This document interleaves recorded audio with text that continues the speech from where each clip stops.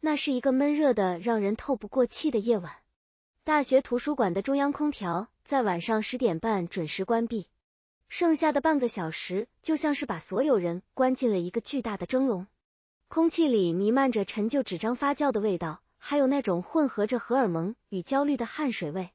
我坐在3楼最偏僻的角落，这里是外文文献区，平日里就没几个人来，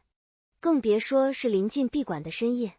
头顶的白炽灯管发出滋滋的电流声，忽明忽暗，像是在为了即将到来的黑暗做最后的挣扎。我合上厚重的专业书，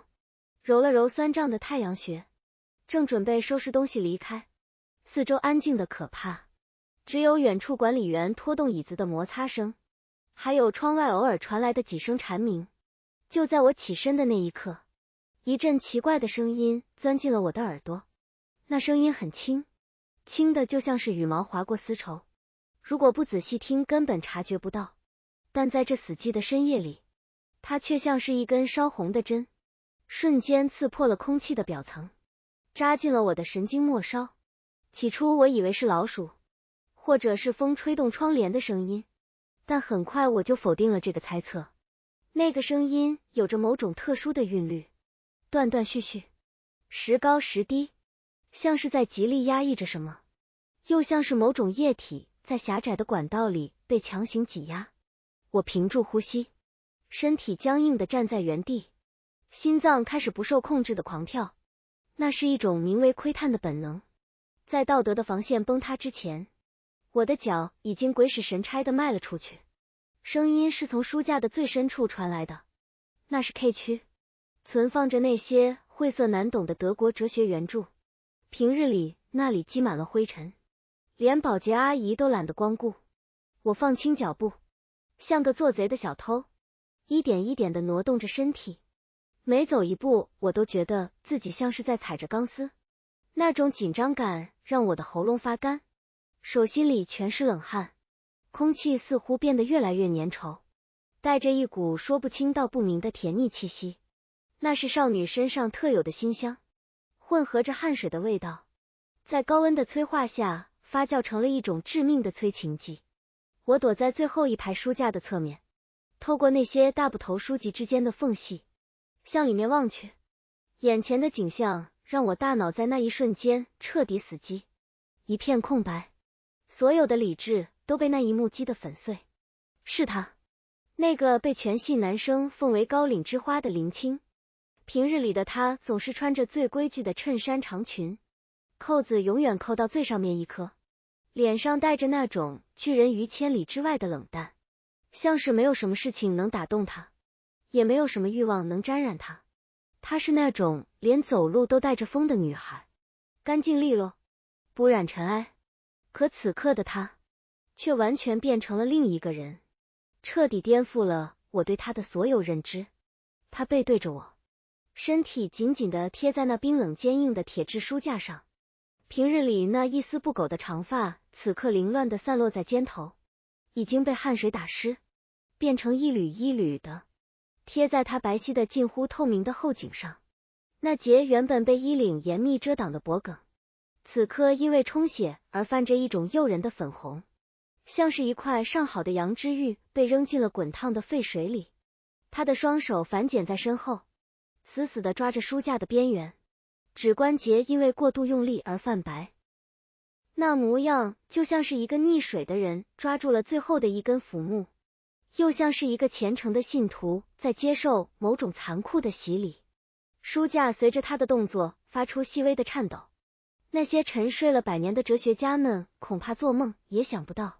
他们那些冰冷的思想竟然会成为这种火热欲望的支撑点。我听到他嘴里发出的声音，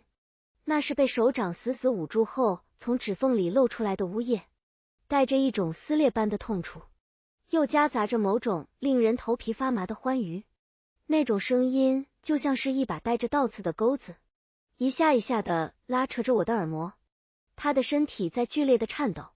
那种颤抖不是因为寒冷，而是因为体内那股无处宣泄的热流正在横冲直撞。他穿着一件白色的丝质衬衫，此刻已经被汗水浸透，紧紧地贴在背上。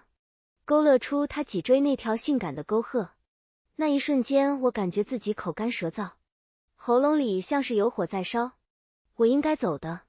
理智在疯狂地尖叫，告诉我这是极其危险的边缘，一旦被发现，我就会万劫不复。可我的脚却像是生了根一样定在原地，动弹不得。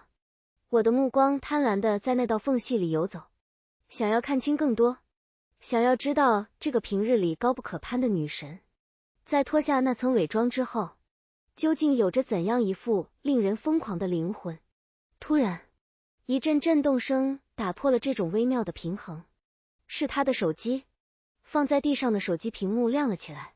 在昏暗的角落里发出刺眼的蓝光。他似乎被吓了一跳，整个人猛地哆嗦了一下，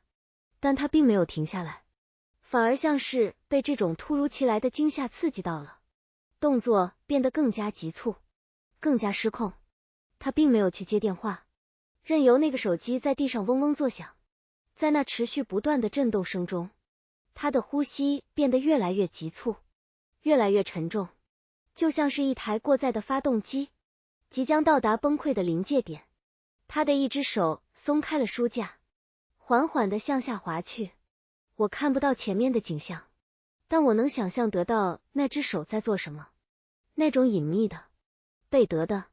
只属于他一个人的狂欢，在这个神圣严肃的图书馆里上演。这种巨大的反差感让我的大脑充血，整个人都在微微发颤。我看到他的膝盖发软，整个人顺着书架慢慢滑落，最终跪坐在了冰冷的水泥地上。他的头向后扬起，露出了那张平日里清冷高傲的脸。此刻那张脸上布满了红潮，眼神迷离的像是一潭化不开的浓雾，嘴唇微微张着，大口大口地喘息着，像是缺氧的鱼。那一刻，我觉得她美得惊心动魄，不是那种端庄的美，而是一种破碎的美，一种堕落的美，像是开在悬崖边上的罂粟，明知道有毒，却还是让人忍不住想要靠近，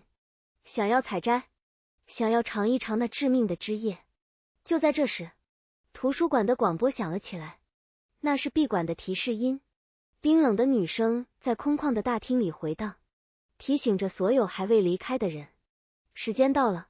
这个声音像是当头一棒，瞬间把我们从那个迷离的幻境里拉回了现实。林青像是触电一样猛地惊醒，他慌乱地整理着衣服，手忙脚乱地去捡地上的手机。因为动作太急，他的手肘撞到了书架，几本厚重的书摇摇欲坠，发出沉闷的声响。也就是在这个时候，他的目光无意间扫过了那个缝隙，四目相对，时间仿佛在这一刻凝固了，空气停止了流动，连灰尘都悬浮在了半空中。我看到了他眼中的惊恐、慌乱、羞愤，还有一丝未完全褪去的迷离。他看到了我眼里的震惊、贪婪，还有那种毫无掩饰的渴望。我们就像是两个共犯，在这一刻达成了某种不可言说的默契。他没有尖叫，没有质问，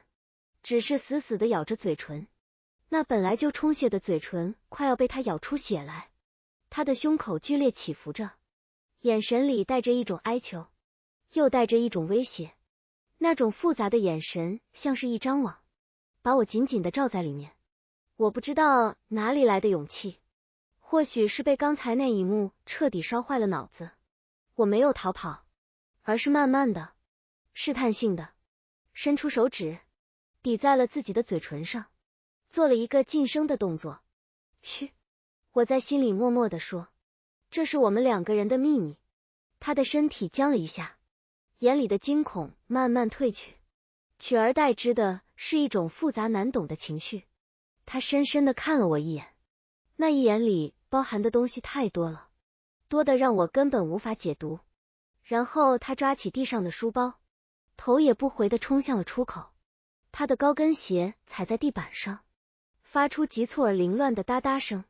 像是一曲慌乱的逃亡曲。直到那个声音彻底消失在楼梯口，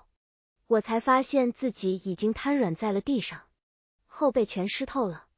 就像是刚从水里捞出来一样。那一晚我不知道自己是怎么回到宿舍的，躺在床上的时候，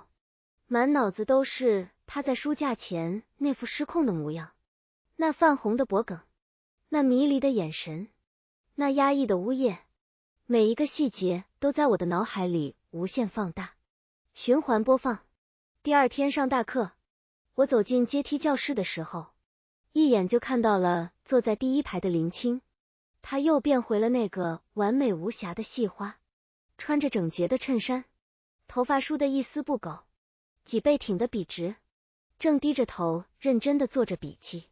周围坐满了想要搭讪却又不敢靠近的男生，仿佛昨天晚上那个在黑暗角落里崩溃的女人根本就不存在。我找了个后排的位置坐下，心不在焉地翻着书，眼神却总是控制不住地往他的方向飘。大概过了10分钟，他似乎感应到了什么，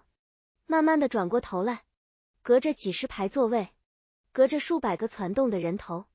我们的视线在空中再次交汇。这一次，他的眼神里没有了惊恐，也没有了慌乱，他只是淡淡地看了我一眼，那眼神平静得像是一潭死水，但我分明看到他的嘴角似乎微微勾起了一个弧度，那是一个极淡极淡的微笑，带着一丝挑衅，一丝暧昧，还有一种只有我们2个人才懂的深意。我的心脏猛地收缩了一下，一种电流般的酥麻感瞬间传遍全身。我知道，从昨晚那一刻开始，有些东西已经彻底改变了，我们之间多了一条看不见的线，那一头系着他隐秘的渴望，这一头系着我窥探的快感。下课铃响的时候，我随着人流往外走，经过他身边时，一股熟悉的香味钻进了我的鼻子里，那是昨晚图书馆角落里的味道，混合着淡淡的汗味和那种甜腻的气息。我的脚步顿了一下，今晚图书馆见。一个极轻的声音飘进了我的耳朵，轻的就像是幻觉，但我知道那不是幻觉，因为当我转过头时，只看到了他挺拔的背影，还有那随着步伐轻轻摆动的发梢。那一刻，我感到一阵前所未有的战栗。我知道，我即将踏入一个危险的深渊，一个充满了诱惑与陷阱的世界，但我无法拒绝，甚至迫不及待，因为那是成年人世界里最隐秘的快乐，是在失控边缘疯狂试探的刺激。那个夜晚并没有结束，它才刚刚开始。我回到宿舍，看着镜子里的自己，眼底有着无法掩饰的青黑，那是欲望燃烧后的灰烬。我等待着夜幕的降临，等待着那座巨大的牢笼再次开启，等待着再次听到那来自角落里的异响。那不仅仅是声音，那是灵魂撕裂的回响。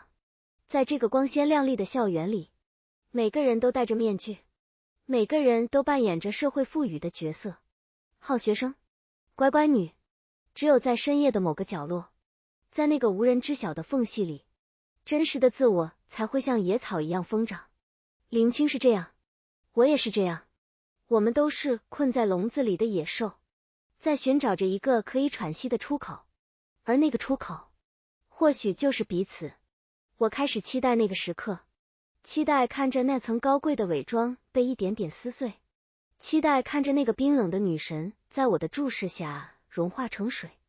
这种掌控着别人秘密的感觉，比任何一种毒药都要让人上瘾。我又想起了他抓着书架的手，那泛白的指关节，那是一种怎样的压抑和忍耐？平日里他要用多大的力气，才能维持住那副完美的假象？而在那个假象之下，究竟涌动着多么汹涌的岩浆？我突然意识到，我也许并不是在窥探他，而是在窥探我自己，窥探那个被我压抑在内心深处的渴望打破禁忌的自己。那晚，我比平时更早到了图书馆，我没有去那个角落，而是坐在了可以看到那个角落的位置，手里拿着一本书，却一个字也看不进去。我在等，像是一个耐心的猎人，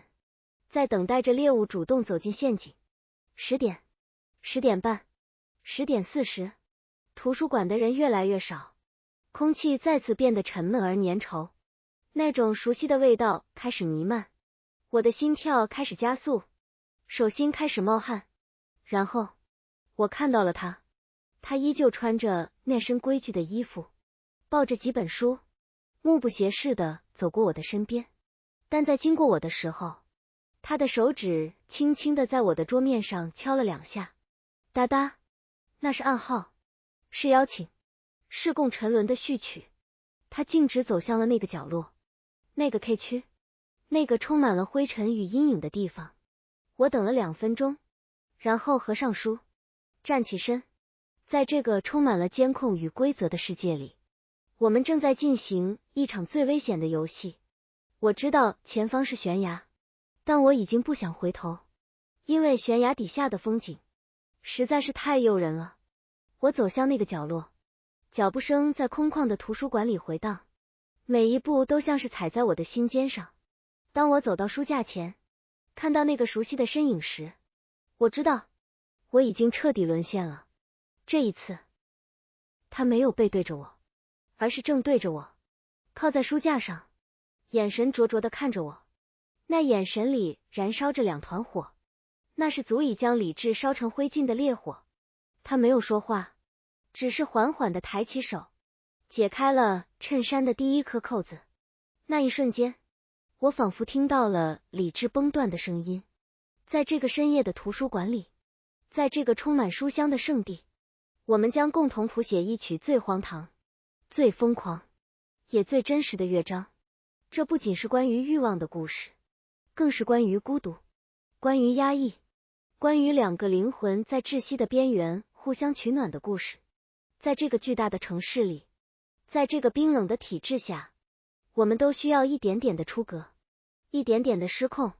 来证明自己还活着。而那个深夜的图书馆，那个角落里的异响，就是我们活着的证明。字数统计约2000字，为保持节奏紧凑和沉浸感，在此处留白，给人无限遐想。